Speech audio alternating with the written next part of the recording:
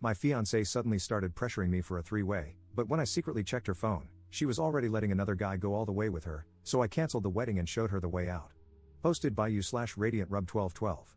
I, 24M, recently proposed to my now ex-fiancée, 23F, after 2 years of dating. We met through mutual friends at work. We started talking as friends, went on dates, and on New Year's Eve, we officially started dating.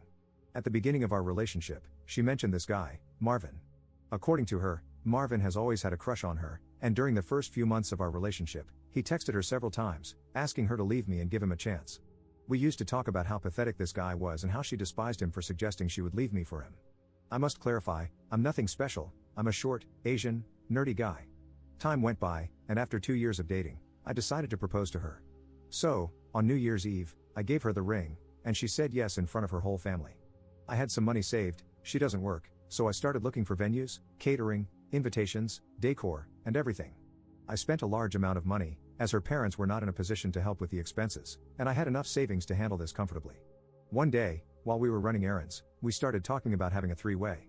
We're in our 20s, so there are a lot of things we want to try. We discussed for a while how we could find someone, and she quickly said, I have someone in mind. I asked who, and she replied, Marvin. I know that was the first red flag, but I let it pass. I asked why him, and she just answered that she was physically attracted to him. I asked why she would say she hated him at first and then choose him as her first option for a three-way, and she replied it was only a one-time thing. So I told her it was okay, but we needed to talk later to set rules, limits, and I would like to talk to him personally before giving the green light. During the next couple of days, she started acting really excited, coming to me to show hotels and asking when we were going to meet with him, talking about how exciting everything was.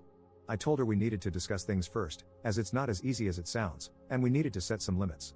After that, she calmed down for a day or two but then started bringing up the subject again. It reached a point where she insisted so much and brought up the topic so many times that I ended up telling her that she either needed to calm down, or the three-way wasn't going to happen. She apologized and mentioned I was right, but something still didn't feel right. That afternoon, while we were taking a nap and she was sleeping, I went through her phone and found out she had been cheating on me with him for a couple of months. They had been meeting while I was at work, and she even sent him one of those kink tests you can find online to see if his kinks matched hers. To say I was furious is an understatement. She woke up while I was checking her phone, and I confronted her. She started crying, saying she was sorry and that she didn't know what she was doing. I packed my things and stormed out to stay at a hotel. That night, I got a call from her parents, accusing me of ruining the engagement and acting like a baby, saying I was the one who brought up the topic of the three-way and that their daughter wasn't at fault. I hung up without saying anything and started canceling everything I had planned for the wedding. She called me the next day, apologizing and asking me to come back. Her whole family has been sending texts, telling me to man up and insisting that I was the one at fault, urging me not to break off the engagement. Am I the jerk for canceling everything? Update 2 days later. Hey guys, thanks for everyone's advice. I appreciate both the support and the mean comments. Both perspectives were helpful. Now, let me address just a few things before I continue. My ex stopped working to go to college. We met at work, but she quit once we moved in together. Yes, my now ex-fiancée told her parents we were breaking up because I suggested the three-way and got mad when she mentioned Marvin. And her parents believed her. Yes, I needed reassurance to make sure I wasn't at fault. I've been conditioned all my life to be a doormat, so it's hard to stand up for myself. Here's the update. After reading all your messages, I reached out to my father-in-law, and we agreed to meet at a nearby mall to talk about the reasons why I broke off the engagement. I had a good relationship with him, as we both share the same interests and hobbies, so I figured we could have a conversation. We met, and even though he seemed mad, he agreed to listen. I took screenshots of the conversations my ex-fiancée had with Marvin and showed them to him. After looking at everything, he told me that my ex had given them a completely different story. According to him, my ex went to them crying, saying I was breaking the engagement because I wanted to have a three-way, and when she picked Marvin as the third, I snapped at her. He also mentioned that Marvin has been coming by to check on my ex, as she has been staying with them since we broke up. We went to my apartment and packed all of her belongings to move her out. The ring was at the apartment as well, so I kept it. We're on our way to drop everything off with her right now. I'll keep you guys updated. Second update 10 days later. Hey guys, I'm back. I know y'all have been waiting for this update. I had to create a new account because I got shadow banned on the other one. I apologize for the delay. So after picking up my ex's belongings, my father-in-law and I drove to his house. The ride there was awkward, to say the least. When we got there, we walked in, and guess who was there? Exactly, effing Marvin. They were all in the living room. My ex looked like she'd been crying for a while, Marvin was hugging her, and my mother-in-law was sitting next to her with a box of tissues. My mother-in-law saw me enter and immediately asked my father-in-law what I was doing there. He responded, "We all need to talk about the situation," and he came to clarify some things.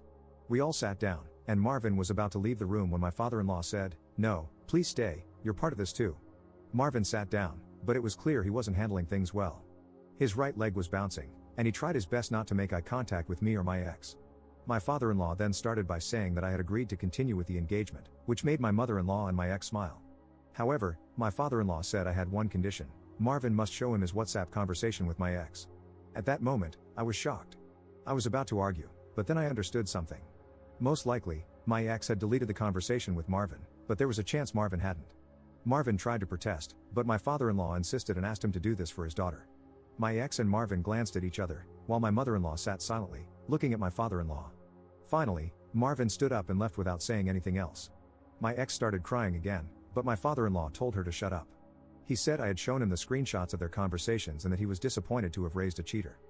My mother-in-law was in disbelief, so I showed her the screenshots too. Both of them screamed at my ex, asking how she could do something like that, especially on top of lying to their faces. In the end, my father-in-law went outside to unload her belongings in the driveway and told her to find somewhere else to stay, as she was no longer welcome there. My father-in-law apologized to me and said he would like to keep in touch to make sure I was okay. I came back home after all that happened feeling empty, not gonna lie. I think it was the adrenaline wearing off. I got one call from my ex, but I didn't answer. I blocked her number and spoke with security at my building to make sure she's trespassed if she comes by. I also posted on Facebook and Instagram about what happened and made sure to include the screenshots of the conversation, just so she can't twist the situation with friends and family. I'll be getting most of my money back after canceling the venue, catering, and other arrangements, so I'm planning to move to another state. I also got some STD tests done, and thankfully, I'm clean. I'll be selling the ring to recoup some of my money as well. That's the update for now. I don't think I'll be updating anymore, but I want to thank everyone for your comments, both good and bad.